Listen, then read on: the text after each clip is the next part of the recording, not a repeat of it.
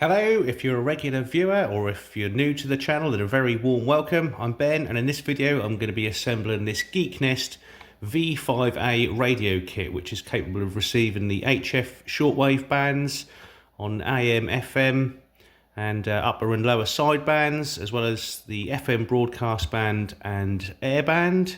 So you can see it's currently on 40 meters on lower sideband. I think if I put this in channel mode, we can change channel.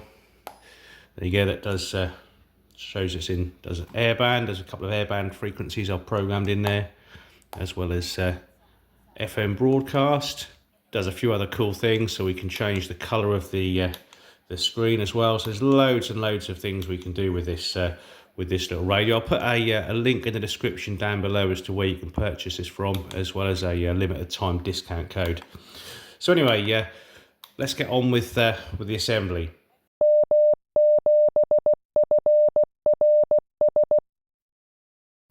So this is how the Geeknest dual mode digital analog radio arrived in this little box. And if we open it up, it's not exactly how it arrived, because it does come in this nice little plastic case, which I already opened up once, and I literally took one thing out, and now I can't figure out how to shut it. So it's all nicely compact in there. Like I say, it is in kit form, but apparently it is very simple to put together, so we'll have a look at that in a moment. You can purchase this in two different ways. One way comes with the telescopic antenna and the kit, and I believe the second way is the kit and probably two of the little donut antennas, but the one that I've received from Banggood is the let's say the kit with the telescopic antenna. So let's get this all opened up, and we'll have a look at the component parts before we put it together.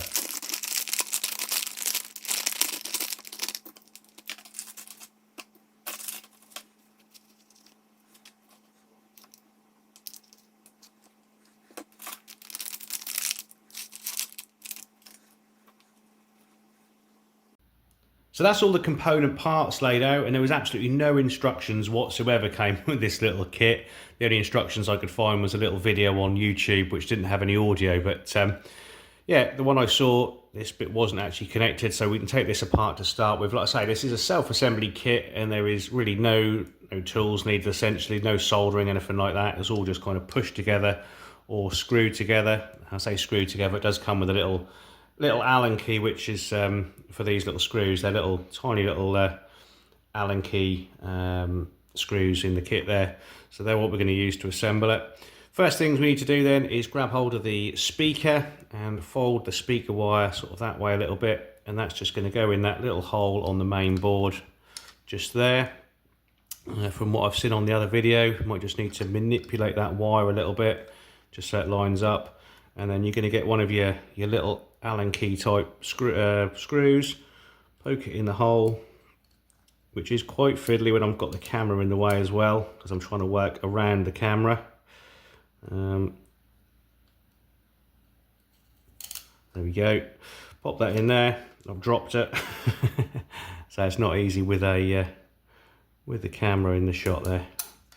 Right, so once that's through, we take, I think, one of these little pieces, and they're really difficult to see. These are the ones with a little hole in either end, and that's then going to screw into there.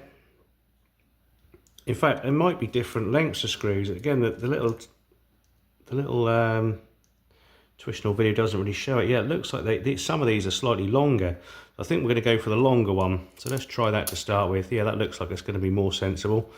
And again, the little video shows I'm doing it by hand, but I say it's quite fiddly. But let's try it. Might just need a little pair of pliers or something just to hold things together. I'm not going to do that too tightly because I need to put one in the other side as well. So again, we need to look at what size screws we've got. Let's move these little knobs out of the way. That's the little push buttons. Yeah, there's some are slightly longer than the others, not by much, only by a millimetre or so. So let's go for these longer ones. I'll put another longer one in there.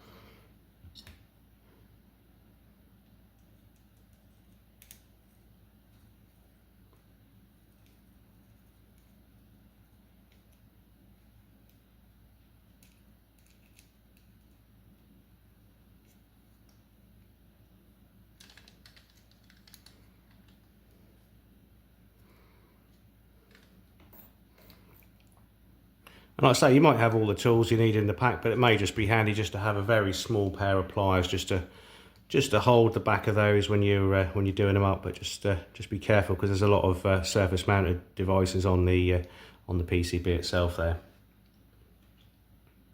So the next thing to do is to route the speaker cable around the back here, and then we're going to plug the speaker in just up here, and the two metal pieces you can see have to face where the battery box is, so we're just going to plug it in like that. There we go, that's in, and we can just tuck that cable out of the way. And then next we need to grab 4 of these medium-sized pieces. So let's move them out of the way. We want 4 of those. 1, 2, 3, 4. And then I think we're going to need 8 of the shorter screws. So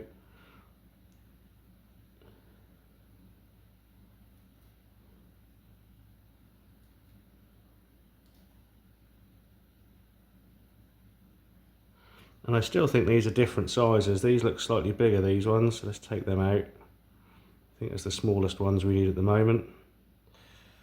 And we've got there 5, 6, 7, 8, and there's not a lot of difference in those whatsoever.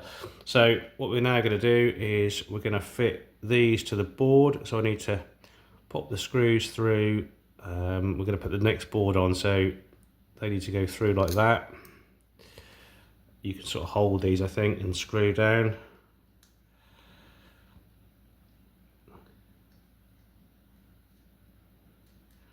Yeah, so we can just gently twist those on. Appreciate my hands in the way. So that's the first one. Next one is going to go through just here.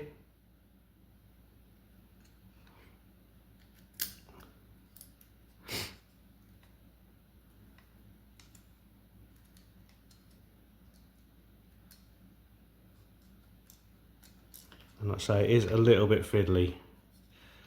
It's not as easy as it shows on the on the tutorial video. I think there's somebody with thinner fingers than me putting it together.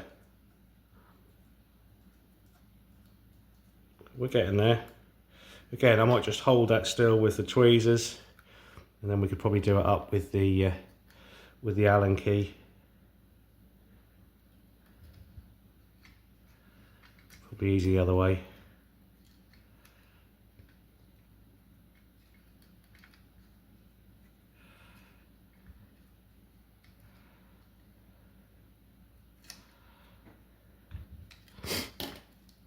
There we go, that's the second one on. And then 2 more. I think we need one in there and one just up here as well. So let's get those in.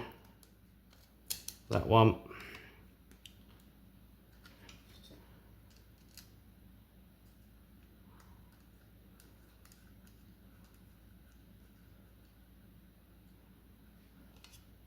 And then finally one in this corner. Again, that might be a little bit fiddly. Let's see. Drop that in there. Let's get that fitted on.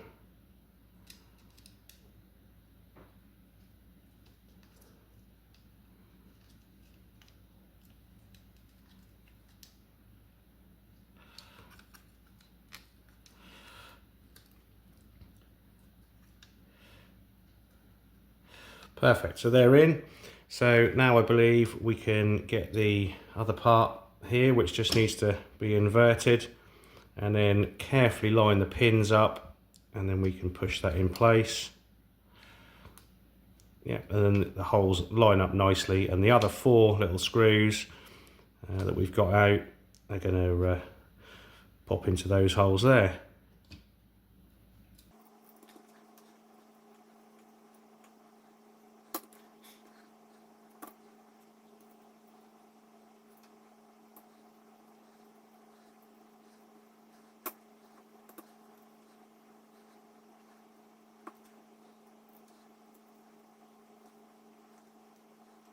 So next we're going to fit our LCD display. So we're going to turn the device over, and the LCD display, obviously we have to be quite careful with that, is just going to fit in to there. The little ribbon cable just pushes in, and then that snaps back once that's in. So we're going to very carefully pop the ribbon cable in.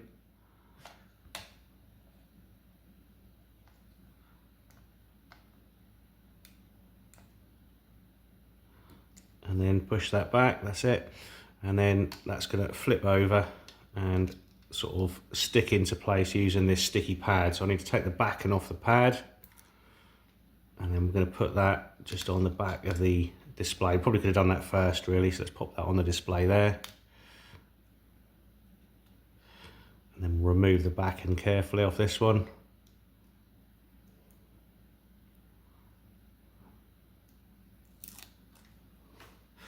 There we go, and then the LCD display should just line up with the little box that it sits in there.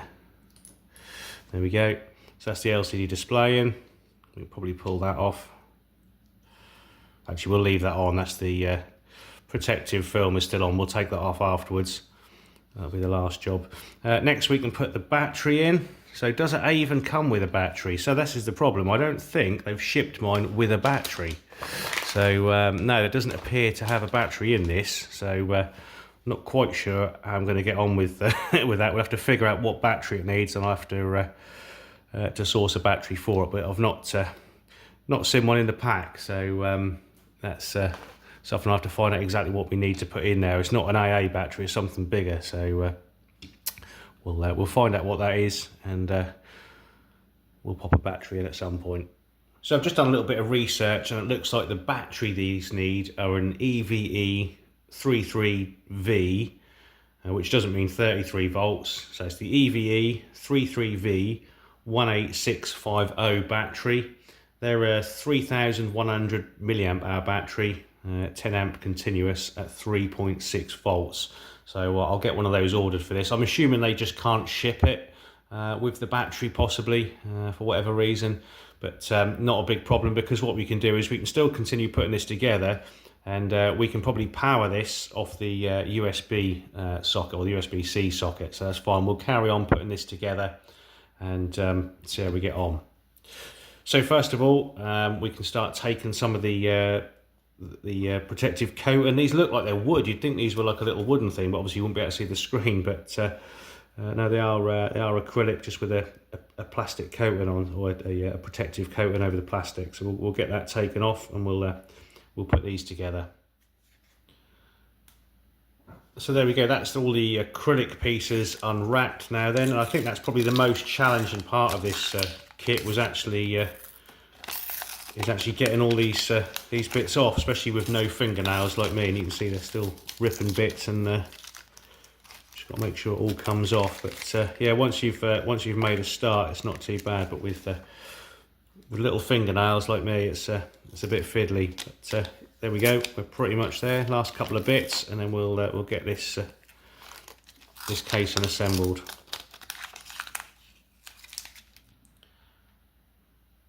So now that we've got that done, we need to grab the larger little brass pieces, or whatever you want to call those little spacers. So we need 4, I think, of those spacers, and we also need 4 of the little ones with the screw type bit in one end as well, the threaded end. So we need 4 of those. We might even need 5. So let's have a look what we've got. We have got 5 of each, so maybe we do need all 5. Let's have a look at how this goes together. Now, although we've got 5, I think we actually only need 4, because I think there's a few spare pieces. So they're just going to drop in the corners like that, and then we're going to do this up the other way. So that one's going to come in from the back, so you can see how the eventually the plastic's going to fit on. And so we just need 1 in each corner.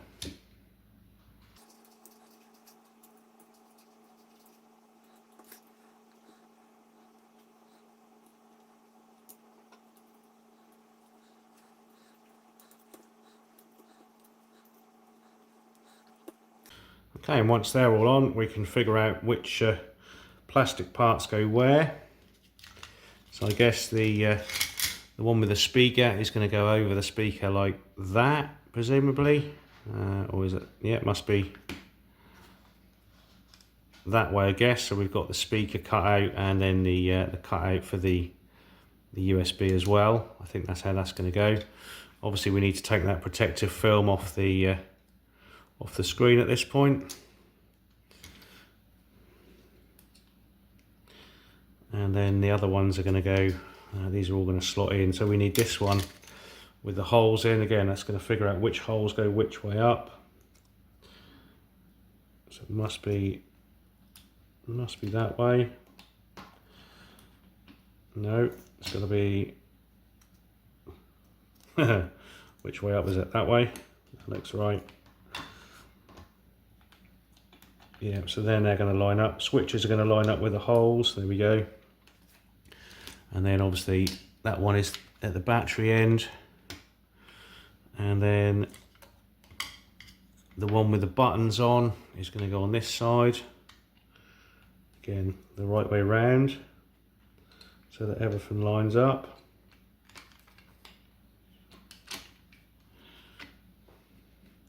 And then finally, well, nearly finally, obviously the one with the USB slot just there is going to pop in here.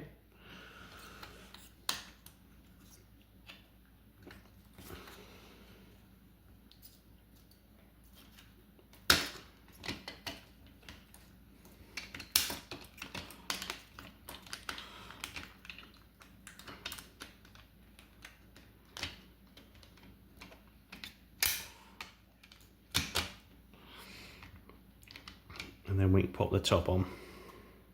Probably doesn't matter which way round that goes. And then we can get it all screwed down. So then we're just going to need 8 screws for top and bottom. So let's put all the knobs out of the way for a moment. And everything else. We obviously have got a few extra bits that we don't need. We will need those shortly. I think these are probably going to be spare bits. I hope so anyway. Looks like we've got a few spare of those. And then, like I say, we're going to need 8 of these to go top and bottom.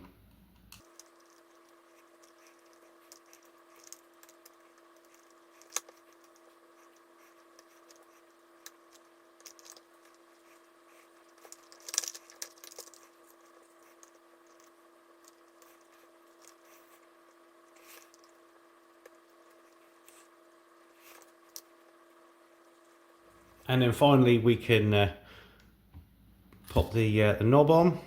We can screw it down so a little washer goes on, and then we can just attach that down. Probably doesn't need to be too tight. And then the control knob can go on there, just pushes on. And likewise we can just put the little coloured caps on here. Don't know if it matters which colours go where, but the picture on the instructions said yellow at the bottom, blue in the middle, and red at the top. I say instructions, I don't mean instructions. I mean on the website there where it came from, because I couldn't actually find the instructions. I know some of these may have come with a little instruction manual, but mine came with nothing at all. So there it is. It's all together. Like I say, no battery, but I'll get a battery ordered for that. And we seem to have excess amount of screws and bits and bobs left over, but hopefully that's just because they've put too many in. I don't think we've missed any bits of this bits out. It looks like it's fairly complete. So let's just try it, power it up off the USB, and we'll save testing it out for the next video. Okay, so trying to power it up from the USB-C port without a battery doesn't actually work. It obviously does require that battery to be fitted before it'll operate, but luckily since I filmed that last part of the video, 2 days have elapsed, and the Amazon man has dropped off a battery for me this morning, so we've got that fitted. So let's try just switching it on. So just press and hold the rotary control knob. There we go, you can see it fires up. And like I say, I'm going to do a separate video on the operation of this, because there's quite a lot to go through with all the different functions, and all the buttons seem to do different things, and I still need to learn which buttons do what. What is quite a cool feature I will just show you is obviously you can change the colour of the screen. I've already found that out. I think if you press the bottom one and then tap the top, you can change through the different colours on the screen there. I probably need to adjust the brightness on that. It's probably a little bit too bright for my camera, but there you go, that one's slightly better. The one with the white background's not great, not on camera anyway, but yeah, you can scroll through all the different different coloured screens there. So and like I say, it has got quite a good receive range. It does all of the HF band, I think, from about 500 kilohertz right up to 30 megahertz, AM, FM, upper sideband, lower sideband. Will do, as you can see at the moment, FM broadcast band and AM airband as well. So there are other things I want to get out and test out and see how well they work. Anyway, if you want to stay up to date and catch future videos on this, please hit the subscribe button. It's absolutely free of charge to subscribe to the channel, and if you hit the bell notification, that'll keep you up to date when future videos on this come out and other videos that I produce. What I will do is once I've made some videos on this, I'll put the links in the description down below. If there is no links in the description to other videos, it's probably because I haven't made them yet, but like I say, hitting that bell notification will keep you notified anyway. So I hope you've enjoyed the video. Thanks for watching, and we'll see you in the next one. 7-3.